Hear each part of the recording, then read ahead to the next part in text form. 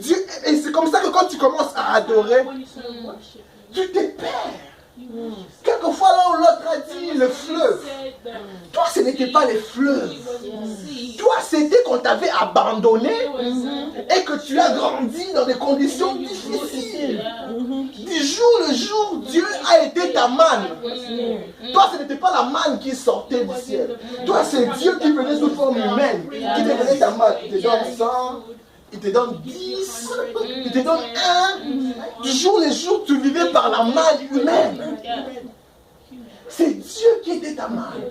Et souvent, quand on adore comme ça, on se sent comme si on vivait ces instants dans le présent. Et quelquefois, ce qui coule de nos yeux, ce sont les larmes. Écoutez, les larmes d'un adorateur est une larme les plus redoutables qui puisse exister. Amen.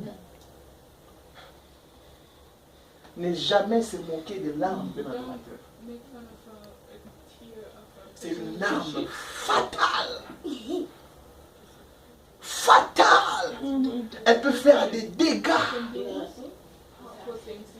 Des dégâts énormes. Apprenez à adorer Dieu sur ce que vous connaissez de lui. Adorez Dieu sur ce que vous l'avez expérimenté. Il n'existe pas d'adoration sans révélation. L'adoration commence par la révélation. C'est parce que je vois que j'ai dit. C'est parce que j'ai expérimenté que je parle. Qu'avez-vous expérimenté? Et c'est comme ça que nous avons des personnes qui, pendant l'adoration, mâchent les chewing-gums. Shame. Pendant l'adoration, really? Tu mâches les chewing-gums. Où est la génération des Esdras qui sait restaurer les temples, l'authenticité de l'adoration? Beaucoup de gens minimisent la puissance de l'adoration. Quand l'adorateur adore, le monde de ténèbres tremble. Pourquoi? Parce qu'ils savent que bientôt là, Dieu va siéger. Dieu siège au milieu de la louange et de l'adoration. Voyez-vous la grandeur de Dieu? Le siège en question sera comment? Mais lorsqu'on adore, on est un peu comme un menuisier qui façonne un siège pour Dieu. Qui façonne un endroit, une résidence pour Dieu. Dans sa grandeur, il se confine et il s'arrange à siéger, à habiter, à demeurer. Et là où Dieu règne, quoi que ce soit ne règne plus. Là où Dieu règne, quoi que ce soit n'a plus de place. Dieu ne partage sa gloire avec personne.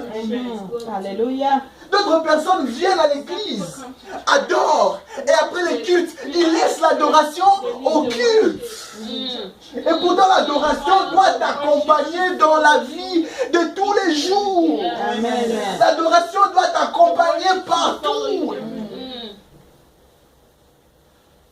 Quand les choses deviennent réelles et qu'il n'y a pas d'issue, adore ça. Amen. Adore. Adore.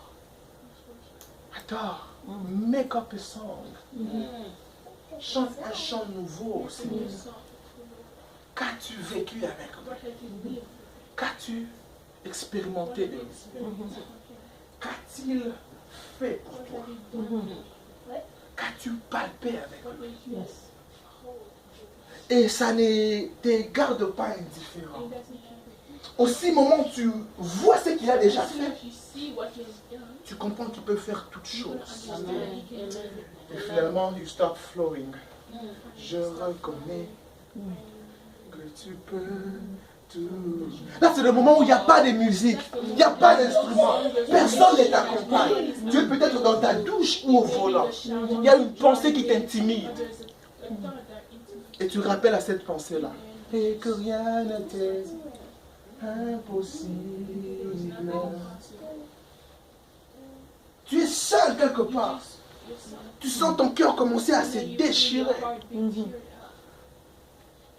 Tu sens la peur commencer à remplir ton être intérieur. Seigneur, fais-moi voir ta gloire.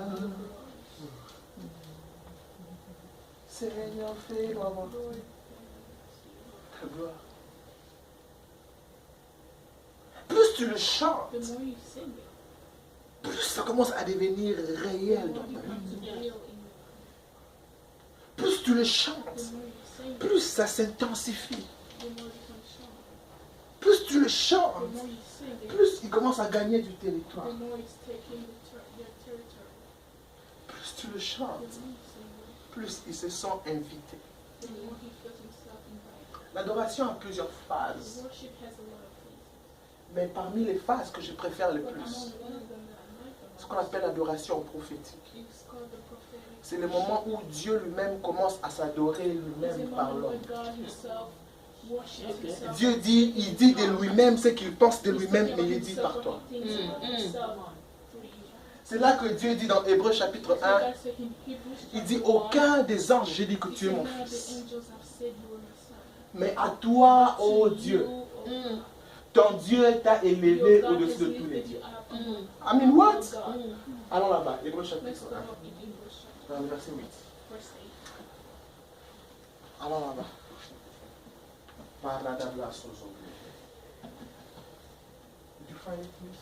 C'est le verset 8. Awesome. Il parlait des anges.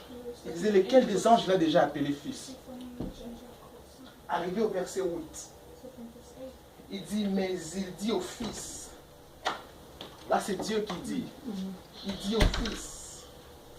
Ton trône, ô Dieu, est éternel. Le sceptre de ton règne est un sceptre d'équité. Qui dit à qui? C'est ce qu'on appelle l'adoration prophétique. Tu étais brisé, mais tu commences à chanter un chant nouveau. Otika kangaite na yebyo zalaka nangai olimba kangaite na yebyo zalaka nangai. C'est comme ça que le chant qui existait déjà n'est plus un chant qui existait. Ça devient un chant nouveau. Et ça prend une nouvelle carrure pour toi. Une nouvelle formule pour toi. Écoute, dans la plus grande déboire, dans la plus grande obscurité, dans la plus grande obscurité de la vie, adore Dieu. Adore Dieu. Adore Dieu. La deuxième des choses que Naomi doit apprendre de Néhémie, c'est l'adoration et l'intercession. Parce qu'un adorateur peut devenir tout. Et un intercesseur peut faire tout. Un intercesseur peut rentrer dans l'esprit et changer les choses.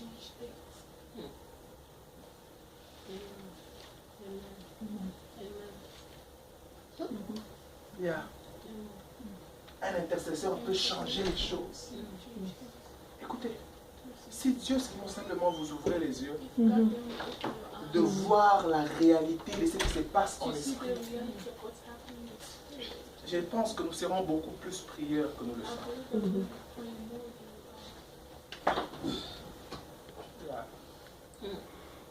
Un homme raconte un jour, il dit après qu'il ait reçu le don de l'esprit et qu'il soit sorti dans les rues, et il commençait à remarquer qu'il y avait des gens qui se promenaient mais qui n'avaient pas de tête. Des gens qui se promenaient en route mais qui étaient sans tête. Un autre homme de Dieu raconte qu'il était en train de prêcher du haut de la chair. Pendant qu'il prêche, il y a une maman qui entre. La maman entrait, mais elle entrait en l'envers. Elle entrait la tête en bas et les pieds en l'air. Tout le monde regardant voyait qu'elle était normale.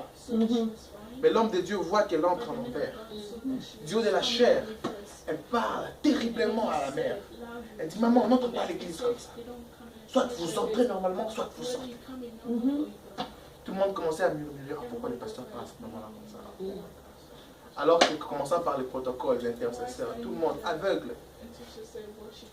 Aveugle. La maman entrait, c'était comme ça qu'elle envoûtait l'église. Pour que tout le monde entende ce que le pasteur dit en envers. Et lorsque le pasteur a vu ça, et qu'il a interdit ça, c'est fini, la parole commençait à accéder. La révélation était libre. L'atmosphère spirituelle a été libérée. Famille, apprenons à adorer. Tu ne sais pas qu'est-ce que tu transportes avec toi quand tu adores. Tu transportes avec toi un cortège divin. Il y a des gens qui sont clairs, ils ont des choses. Ils ont des choses sur la hanche. Ils ont des choses dans... On leur a mis des choses sur les poignets des mains ici. Ou bien sur la cheville ici. On leur a mis des choses. Ils sont sûrs qu'ils en ont. Ils sont sûrs qu'ils ne sont pas vides. Nous, on a quoi? Si c'était la personne de Jésus. Amen. And then when you move with God. Have a life of worship. No wonder tout ce que Néhémie faisait réussissait. Peu importe les gens, les combats, il réussissait. Peu importe comment on les combattait, Dieu combattait en sa faveur.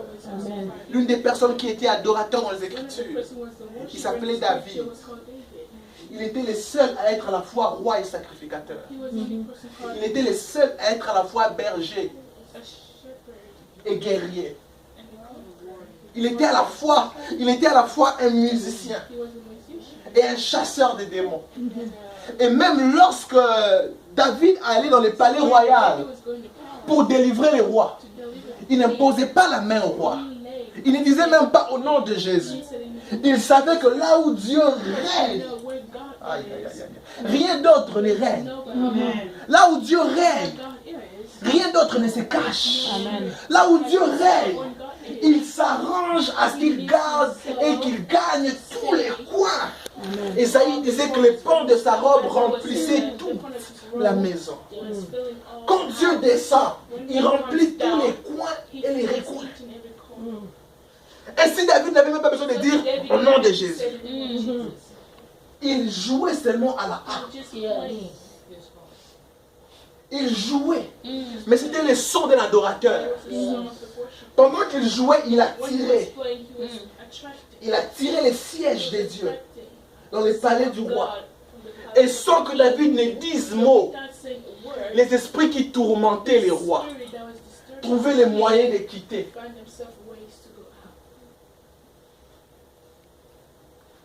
Les esprits qui tourmentent quelqu'un ici ne sera pas assez fort si la vie de l'adoration est restaurée. Amen. La première des choses qui est brisée dans la vie d'un enfant de Dieu, lorsqu'on commence à l'oppresser fortement, c'est le manque d'une vie d'adoration et d'intercession. Les murailles sont détruites et le temple est détruit. Est-ce que tu as un moment de culte personnel? Est-ce que tu as un moment de culte personnel? Un culte à toi.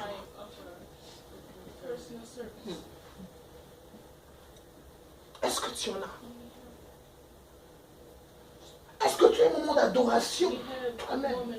Sans piano, sans des gens qui t'accompagnent. Est-ce que tu en as? Si tu n'en as pas, how have you been living? What kind of life is that? How have you been living? Romains chapitre 12. On a arrêté Jacques, n'est-ce pas? Et finalement on arrête Pierre pour le faire périr la même nuit. Guess what? L'église commençait à se dire, nous devons rebâtir la muraille. Laissez de l'eau tranquille. Revenons ici. Et maintenant on va reparler. Nous devons rebâtir la muraille. We have to rebuild the wall. L'Église a commencé à intercéder pour Pierre. Interceding La Bible déclare, Peter.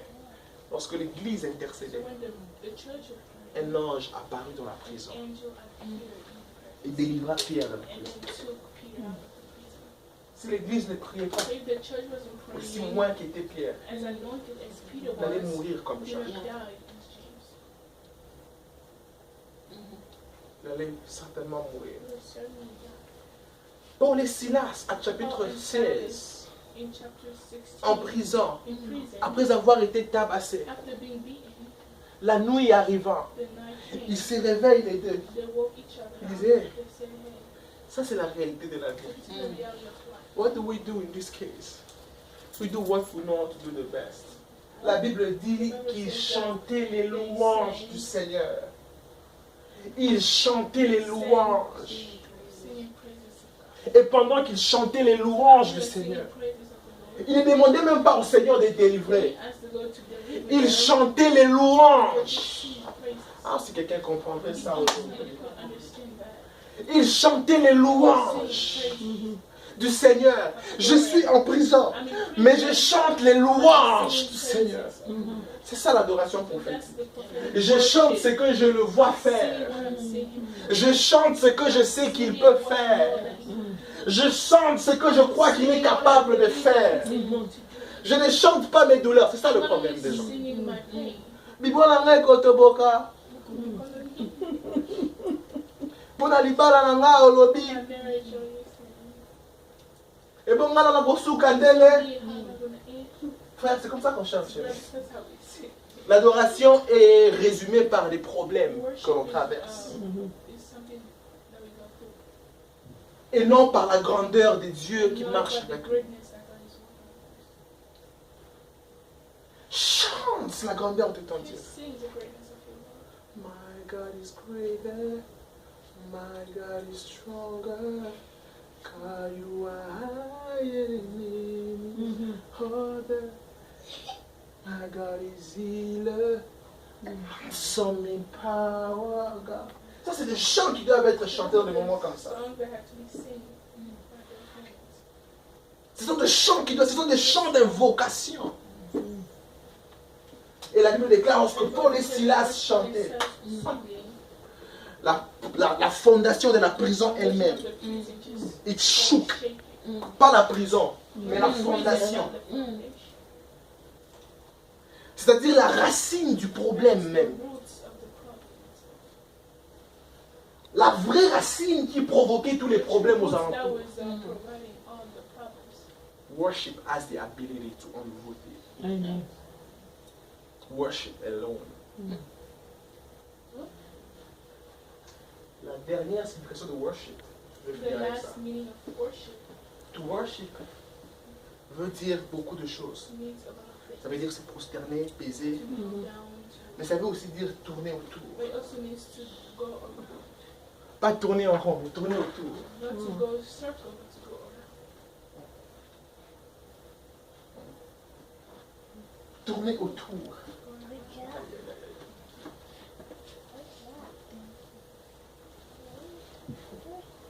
No wonder. Pourquoi devant les murs de Jéricho, In the wall of Jericho, Dieu a dit aux enfants d'Israël, God said to the children of Israel, tournez autour. turn around, Tournez 7 fois. go 7 times. Et la 7e fois, And the criez. 7 times pray. Ils n'ont pas chassé quoi que ce soit They did devant not les murs de chase Jéricho. anything in the wall of Jericho. Ils étaient en train de They tourner were autour. just going around. Mais pendant qu'ils tournaient, But while they were going around, il y avait des fissures qui s'est passées. Des fissures qui ne se sentaient pas mais qui there were existaient. things that was not being felt, but Et si vous lisez les livres if d'Exdras, you read the book of Acts, vous verrez combien de fois on a refusé que ce temple ne soit construit. D'ailleurs, si vous lisez Néhémie, vous verrez combien de fois Sambala et Topi cherchaient son levé pour que la muraille ne se construise pas. Mais à chaque moment qu'il allait pleurer dans la présence de Dieu, il y avait comme un boost qui boostait les choses. Et les choses reprenaient vie encore. L'adoration veut dire tourner autour. Tourner autour. Et la Bible dit, puisqu'il tournait, rien ne s'est passé. Et puis, en un moment donné, boum, ça s'appelle les tout à coup des dieux. Have you ever noticed that? You are just singing a song. The same song. You're not changing it. Vous tournez seulement dans ce chant. Vous tournez seulement dans le même chant. Pendant peut-être 8 minutes. Rien n'arrive. À la 9e minute, 30 secondes. Il y a comme un déclenchement. Ce sont des choses que l'adoration peut faire. Pray someone should catch it in the spirit tonight. Famille, ce soir, Dieu m'a envoyé restaurer 2 choses. 2 choses. Restaure la révélation de l'intercession. Et restaure la révélation de l'adoration. Voilà ce que ça coûtait à Naomi. Une vie de manque de prière. Et une vie de manque d'adoration. Do we know better than that? Do we? Que quelqu'un fasse de sa vie un sujet d'adoration. Adore Dieu avec ou sans qui que ce soit. Avec ou sans instrument. Fatigué ou en forme. Adore Dieu. On s'est toujours dit, ne laissez pas la fatigue vous freiner. Ne laissez pas. On sait tous quand le danger arrive, il n'y a pas de fatigue. Ces moments-là où on t'appelle, tu ne vas pas dire, bon, je vais dormir un peu, puis quand je vais me réveiller, je vais partir. Ça n'arrive jamais. On sursaute, et puis on pleure, et puis on panique. C'est fini. Alors que les adorateurs, facilement les adorateurs deviennent prophétiques. Je n'ai jamais rencontré un vrai adorateur qui n'est pas prophétique. Jamais. Ils finissent par sentir le cœur de Dieu. Et sentir ce que Dieu est sur le point de faire. Je n'ai jamais rencontré un adorateur qui n'est pas prophétique. Jamais. Ils ont toujours la perspective dans le plan de Dieu. They flow in it easily. Dieu leur partage son cœur de temps en temps. Quand je t'ouvre mon cœur, je te vois. Et moi ne dors pas. Seigneur, quand je t'ouvre,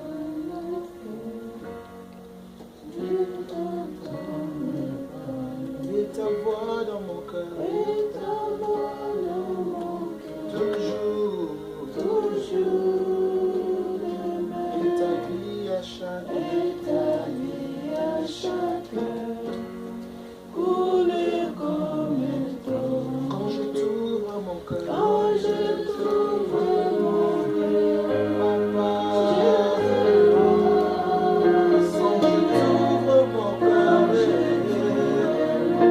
je t'entends me parler, et ta loi dans mon cœur, ta loi dans mon cœur, toujours, et ta vie à chaque, ta vie à chaque coule.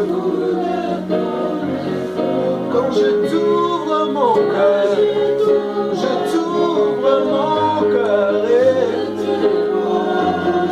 quand je t'ouvre mon cœur, je t'entends me parler,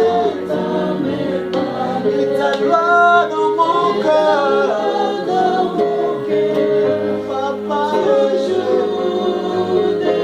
ta vie à chaque,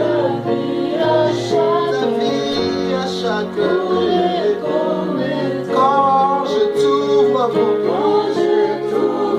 mon cœur, je te vois, Seigneur,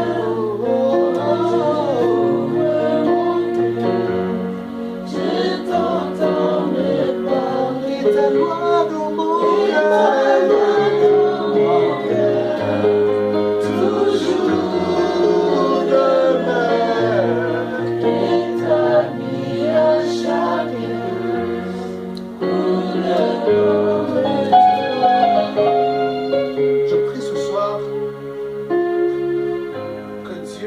par son esprit.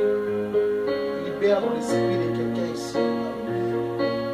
L'esprit et le besoin de le chercher. Il dit, personne ne vient à moi si moi-même je lui ai attiré à moi.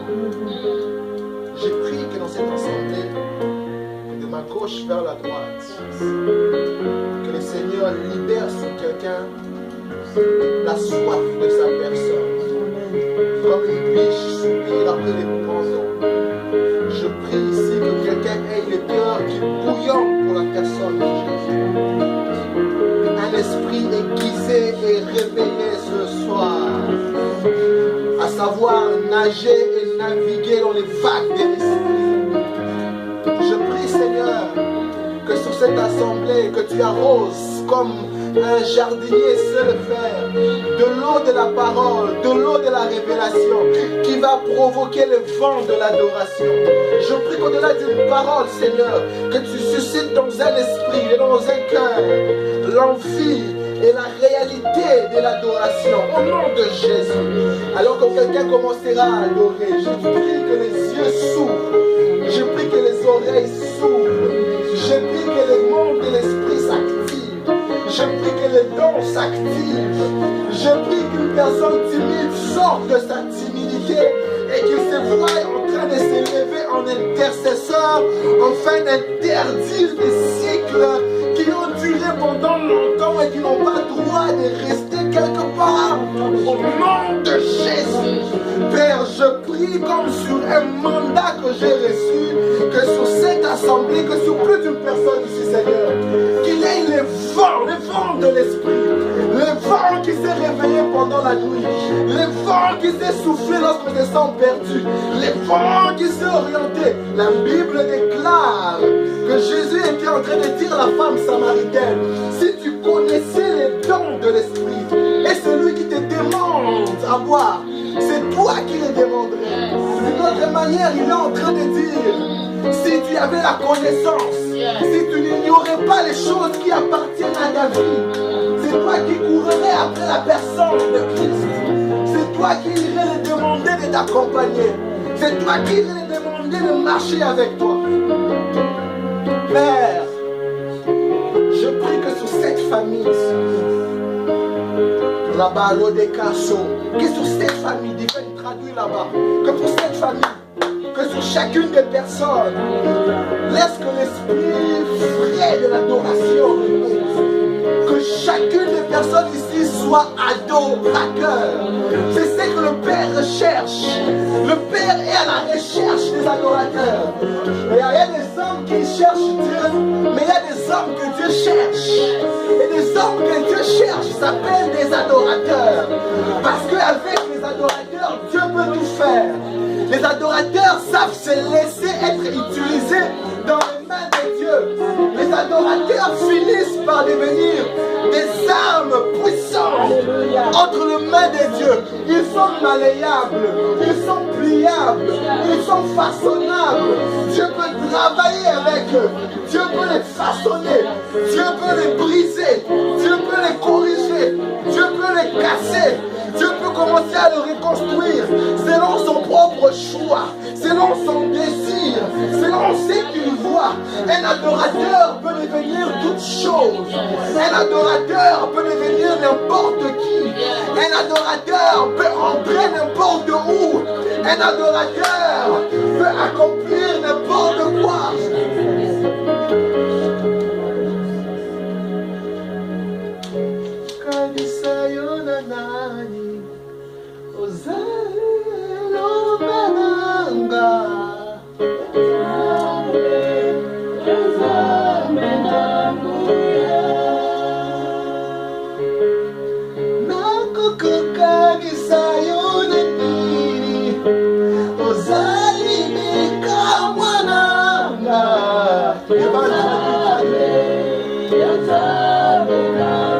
Yeah.